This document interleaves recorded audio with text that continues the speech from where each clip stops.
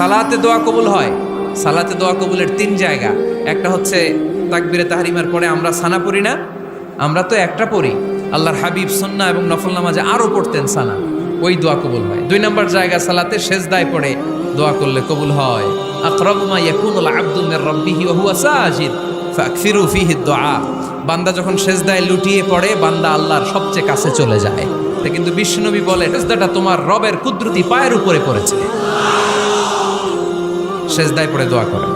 সালাম ফিরানোর আগে বিশ্বনবী দোয়া করতেন, লা ইউসাল্লিমান্না আহাদুকুম হাত্তা ইয়াতাআওয়াযা মিন আরবা'a। আল্লাহর হাবিব বললেন, 4 জিনিস থেকে পানাহ না আছে আমার কোন উম্মত যেন সালাম না ফিরায়। তারা যেন পড়ে, আল্লাহুম্মা ইন্নী আউযু বিকা মিন আযাবিল কবর, আউযু বিকা মিন আযাবি জাহান্নাম, আউযু বিকা মিন ফিতনাতিল মাহইয়া ওয়াল মামাত, আউযু বিকা মিন ফিতনাতিল মাসিহিদ দাজ্জাল। আল্লাহ কবরের আযাব থেকে বাঁচাও, আল্লাহ জাহান্নামের আগুন থেকে বাঁচাও, আল্লাহ জীবন